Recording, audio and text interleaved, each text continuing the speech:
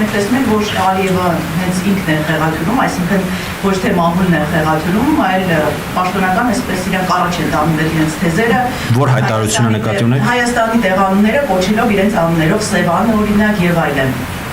Շատ լավ։ Երկու հարց է եւ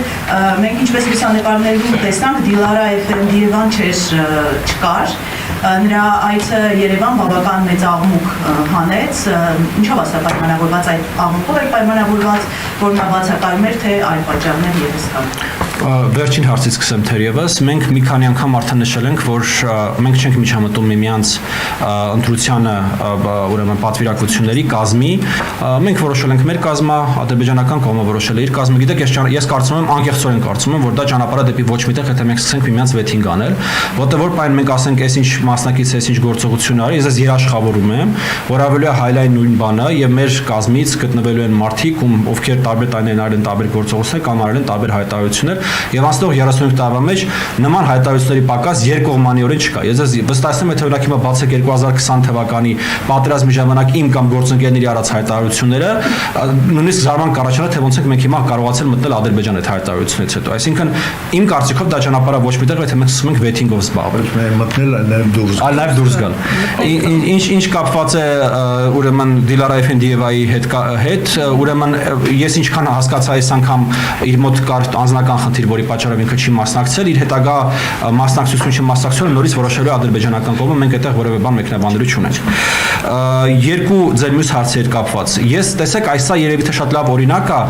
որ կարևոր է փաստերը արձանագրել այնպես ինչպես որ դրանք եղել են։ Ադրբեջանի նախագահի այսպես խոսքը որևէ կերպ չարդարացնելով կամ չպաշտպանելով ինձ համար դա քննադատելի խոսք է եղել, բայց եկեք արձանագրենք, որ ինքը Սևանը չի անվանել Գյոյչա։ Ինքը ասել է, որ կա մի հատ քարտեզ ռուսական կայսրության, որտեղ Սևանը լճի վրա գրած է Գյոյչա։ Իդեպ, այդ նույն քարտեզի մեջ Ադրբեջան բառ չկա։ Այն քարտեզը, որի վրա որ Ադրբեջանի նախագահը հղում արի եւ Սևանը այդ քարտեզով ինքը տեսել է, որ այդտեղ գրած է Սևանի վրա Գյոյչա, այդ քարտեզը կա իսկապես։ Այո, ռուսական կայսրությունում կան նման քարտեզներ։ Կան քարտեզներ, որտեղ գրած է եւ Սևան, եւ Գյոյչա, կա, որտեղ գրած է միայն Սևան, բայց հենց այդ քարտեզի վրա,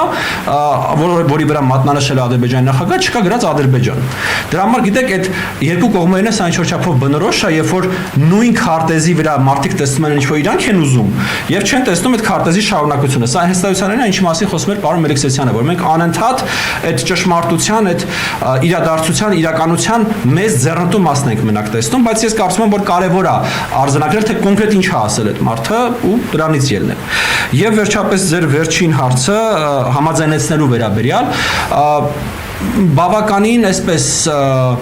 ունիկալ իրավիճակում ենք մենք գտնվում, որտեղ պարոն Նավասարյանը բավականին լավ ներկայացրեց, որ մենք ոչ թե դասական թրեք 2 ենք, իդեպ մի հատ երևի թե այստեղ կարճ մի հատ բացատրություն կա տանք։ Թրեք 2-ը դա հասարակությունների միջև տեղ ունեցող խոսակցությունն է։ Թրեք 1-ը պաշտոնական բանակցություններն են։ Թրեք 1.5-ը այս երկուսի արանքը գտնվող ինչ որ մի բանն է։ Հիմա մենք ես ուղիղ ասեմ ձեր հարցին, ասեմ մենք ոչ մեկի հետ ոչ մի բան չենք համաձայնեցնում։ Մենք ազատ ենք մեզ մտահոգող, մեր հասարակություններին մտահոգող հարցերը, խնդիրները բարձրաձայնելու ուրեմն ժամանակ ճանապարհին եւ որևէ սահմանափակում այս առումով չկա։ Միևնույն ժամանակ, ինչպես ես կարծում հայկական կողմը, այնպես էլ ադրբեջանական կողմը բնականաբար խորհրդակցություններ առնվազն սեփական մայրաքաղաքների հետ իրականացնում է, բայց դա որևէ կերպ չի նշանակում, որ մենք պաշտոնական դիրքորոշում ենք ներկայացնում կամ պաշտոնական կամ մեր խոսքը կամ մեր ասածը որևէ կերպ պետք է անկալվի մայրաքաղաքներից որևէ մեկում որպես պաշտոնական դիրքորոշում։